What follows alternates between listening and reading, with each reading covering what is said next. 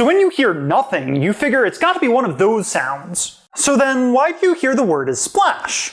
Well, you have three choices as an English speaker for what that sound could be. But you also know how English syllables work, and that lets you solve the problem. Stl isn't a good way to start a syllable of English, like we don't have any word like sklout. And while we do have skl at the beginning of a word, it's way less common than spl. So you fill in the silence with a p and you get splash. Even though what I actually said was sklash. Did I trick you? Okay, so now that we're done with being tricky, why does this work? Why don't we just listen to what people are saying and then get the right meanings? Well, of course, we do that too. Otherwise, we'd never be able to work out what people are trying to say in unpredictable situations. Like this. When I went to the beach, I brought my ferret. Now, ferrets are not things that you bring to the beach normally. But you can work it out, even though you would never have guessed I'm a ferret beacher.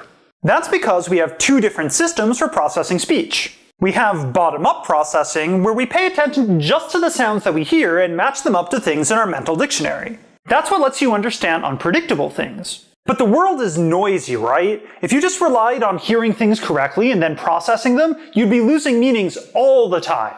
So we also have top-down processing. In top-down processing, we use our knowledge about language and about the world to work out what's likely being said. And the thing is, we use both kinds of processing all the time. They're both at work when we hear speech. Without top-down, we'd need everything to be perfectly silent and perfect conversation partners saying everything perfectly.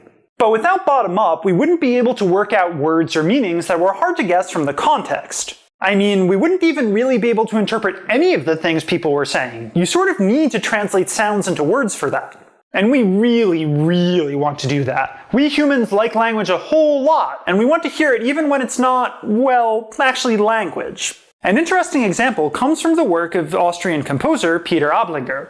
He took a recording of human speech and then broke it down into the component sounds that made it up. So like warbly clusters of frequencies that he interpreted as musical notes. Then he linked up mechanical pistons, which can move way faster than human fingers, to the 88 keys on a piano. And when he programmed them to play the clusters of notes that he got from the speech recording, what came out was something that really does sound like a talking piano if you put your mind to it. We've got a link down in the video description. If you just listen to the piano by itself, you might not be able to hear the words. But once you're given captions and you know what the piano is supposed to be saying, everything changes. This kind of combination of using your eyes and ears to work out what's being said is also behind another super cool phonological illusion, the McGurk effect. The best way to introduce this is to just show it to you, and it's got to be up close. So watch me as I speak. Ba, ba, ba. What do you hear? You probably heard 3 das, right?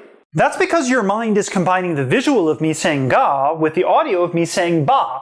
And you average it out and end up with the sound in between those two, so da.